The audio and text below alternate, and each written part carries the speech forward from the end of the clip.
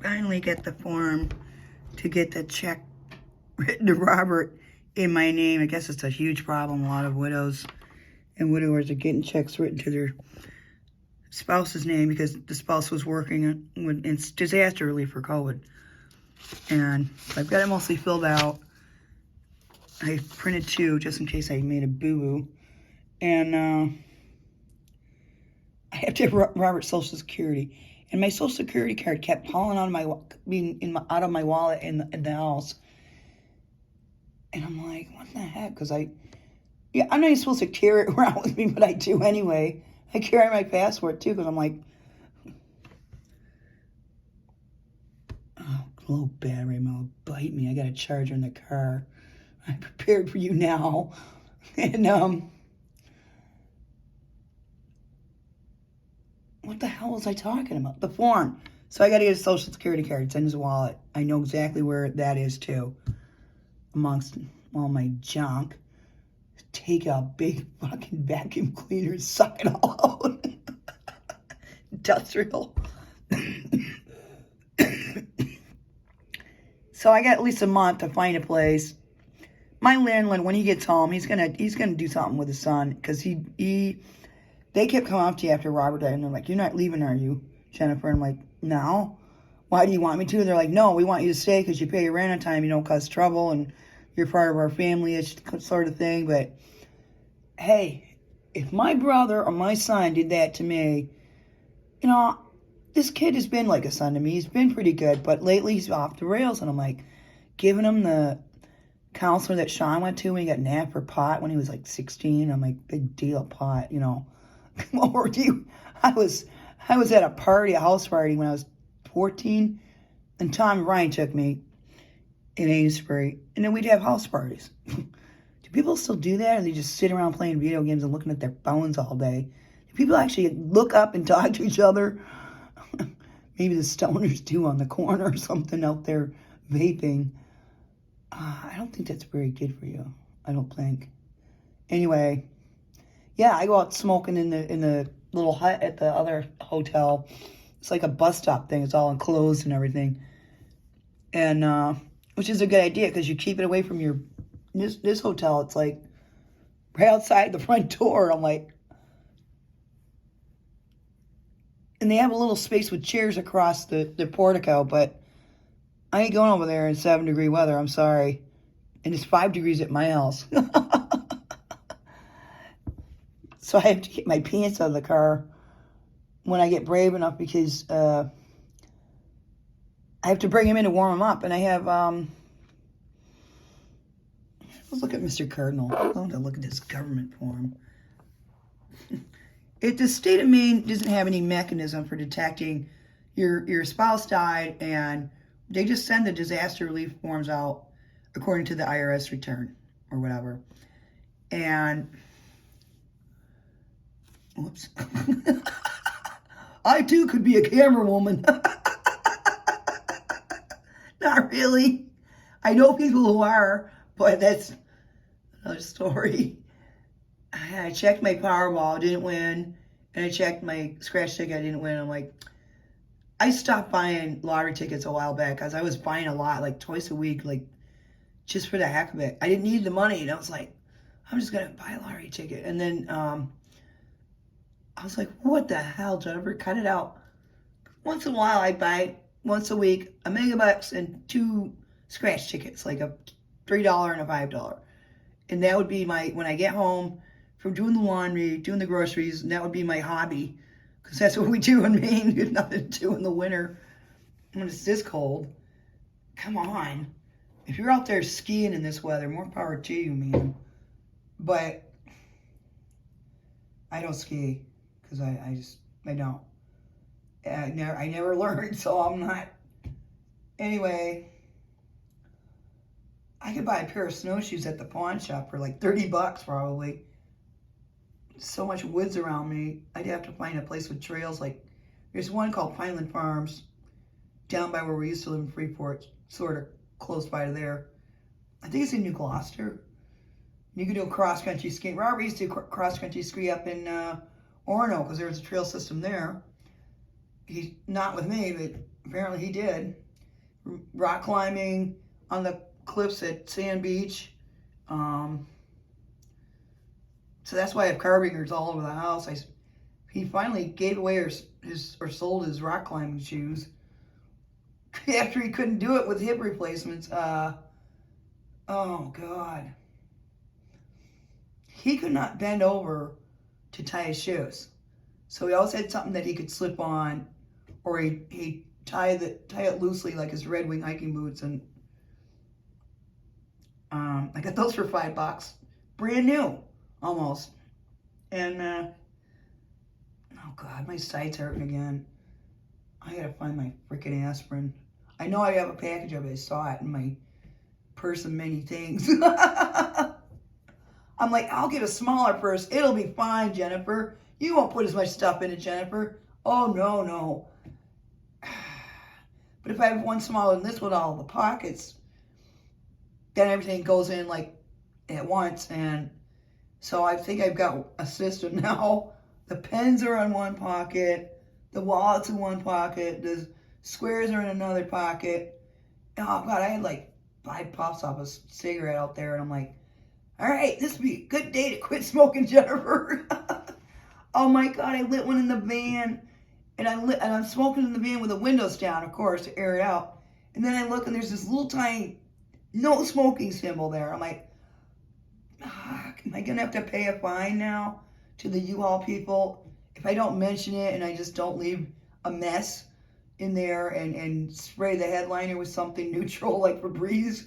Will I be all right? Because I'm like, so yesterday I was trying not to smoke in it because you're not supposed to. And I'm like, oh, damn. You know, back in the day, nobody cared, but now you gotta watch out for that stuff. And I can go a whole day without one, like if you know, if I had to, but with my coffee or if I'm drinking wine or something, you know. Other than that, what I do is usually do all my morning's chores and my stuff, and then I'll go to the couch to do like watch TV with Kato, or do some crafts and watch TV, or usually I don't both at the same time, but I'm not usually smoking in the living area. And because when Robert was alive, he was over there at night, so I wasn't gonna like blow smoke in his face, you know. So if I'm in the kitchen, I have the window open and ceiling fan going, or you know, you can go outside in the summer or stuff like that. But he didn't really care because his mom smoked like a chimney, I guess. And I only met her the one time, so I don't recall. At Easter when we were dating at UMO, and met his sister Sylvia and his stepdad. They were all pleasant, and he was showing me all his ballet pictures like a little kid. Look, this is me in Rouen. This is me, and I'm like, what's Rouen? It's a town in France. I'm like, all right. And he was showing me all his pictures, and he was good looking, and he took off on me, and I'm like I went back home with my parents, and then I went out by my sister before I had Jessica, and I had her out there. My sister was with me. And then I took her as a newborn back home. I'm flying home on the plane with a newborn, and I was breastfeeding her because I'm like, that's the right thing to do, right? And nobody in my family breastfed.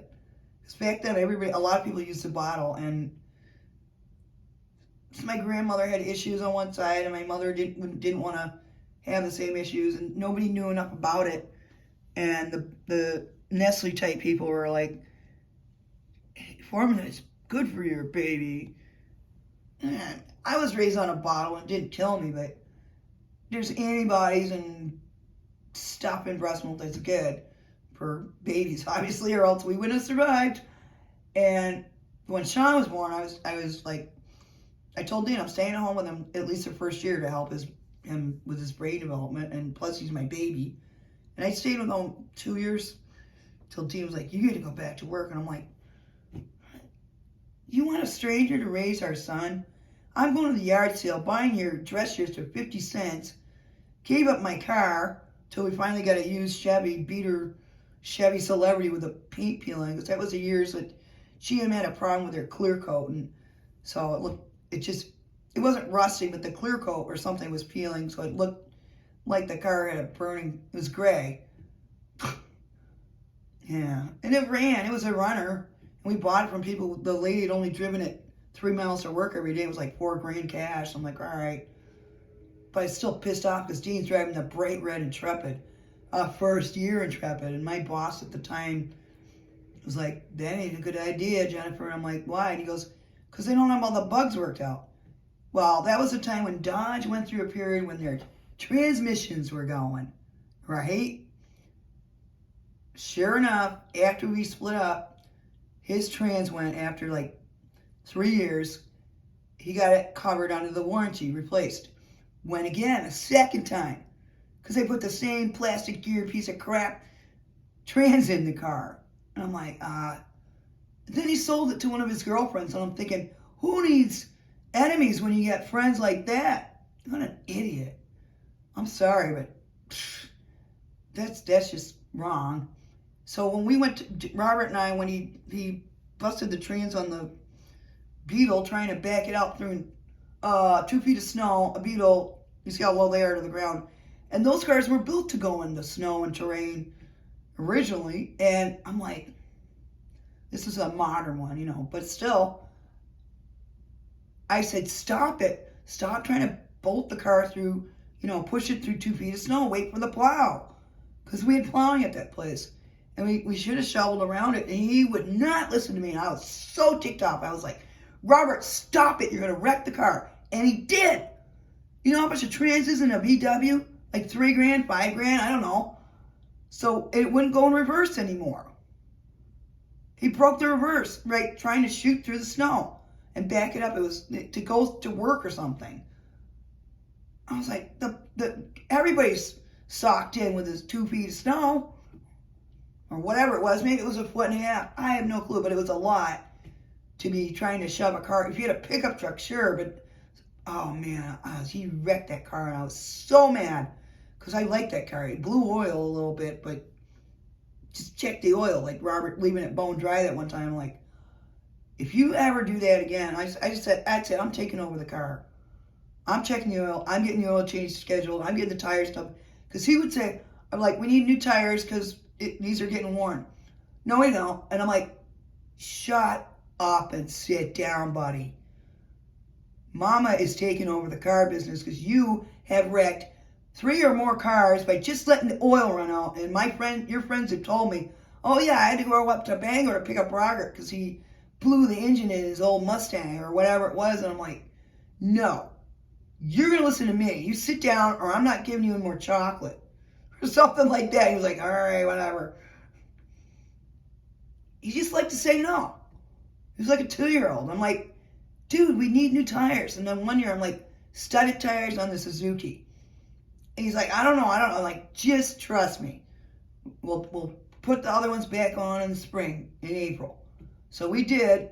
And he gets in the car and he's driving it to work. He's like, Jennifer, I really love these studded tires. These are fantastic. What a great idea it was to get studded tires. And I'm like, you son of a bitch. Shut up and leave me alone before I slapped you silly. And I wouldn't really, but, you know, like it was his idea or something. Or, you know, like, oh, now I'm right. Or if Roland would say, yeah, studded tires are good. Well, he's a man, so he can listen to him, but listen to your wife? No. And I was just like, finally I just said, I put my foot down. If we needed something done on the car, I was like, we're doing it. Either you drive me there and do it, or I drive myself and do it, but we're doing it. Because I was in charge of the bills and all that other budgeting stuff, and I told him, if you make a purchase on your card that's over $25, and you don't tell me, I'm going to spank you with my wooden spoon. And I have a big, giant French wooden spoon. I don't need a cast iron, it's just the wood, because that stinks. And then he looks at me, he's laughing. I'm like, yeah, you probably like it too much. I wouldn't really, but, you know, guy, he just needed to be tuned up all the time. He was like a little kid. And I was so mad at him. Like, it's the car. It's a big expense. So He's driving to work on this in the Suzuki. He calls me up. He goes, I think I heard some kind of popping noise, and now the engine's not right. I'm like, what? I said, well, can you keep driving to work? He goes, yeah. I said, well, do that, and then call me when you get there. He said, yeah. And so he drove it another week, and I'm like, well, it must be fine if he's driving it to work back and forth. One day he calls me up, or he comes in the dooryard in the Suzuki SX4, which was paid for over a year, and he goes, and I hear da da da da da da da da da da. I'm like, oh no, that ain't good. And I'm thinking it was something else, you know. I'm hoping it was something else. And I lift it, I'm checking the oil's fine. I'm like, what the hell? So the next morning, I think he took off work, and we drove to Bluens in Augusta. And as soon as we pulled in, it's like 20 minutes away, 25 minutes maybe, off 202. And as soon as we pulled in, you hear clacky, clacky, clacky, clacky. And I'm like, ah. And we get in there, and there's this guy, Brandon O'Clair. He spells it like an Irish spelling, like O''Claire.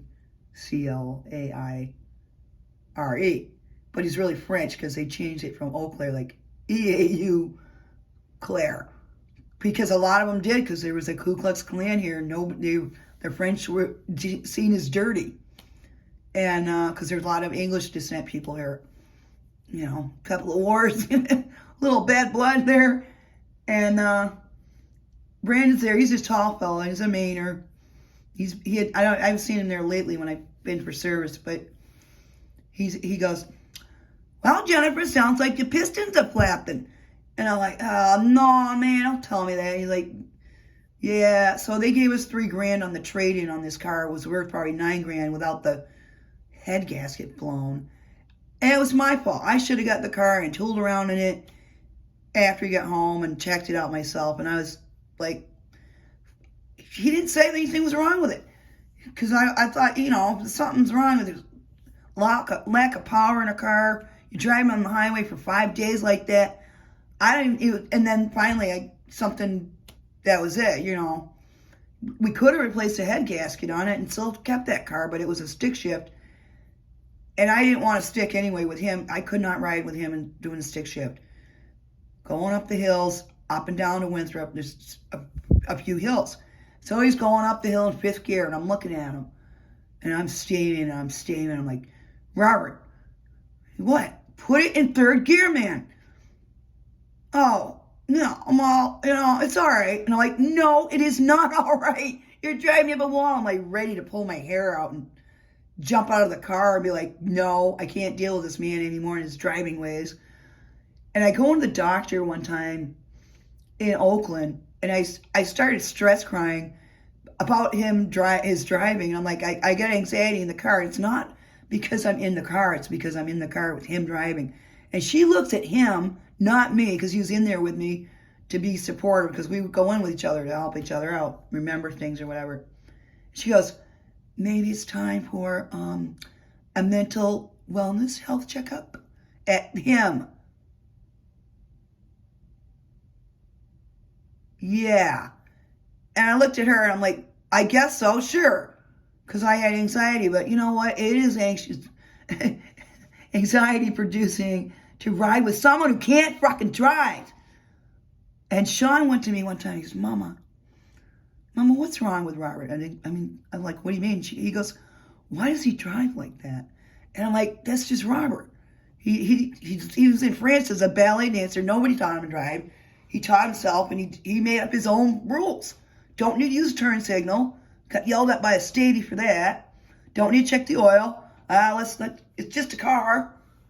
My friends will pick me up and drive me home, and I'll just go get another one. Don't need to pay the medical bills. Why I gotta pay this? I'm gonna throw it in the trash, etc.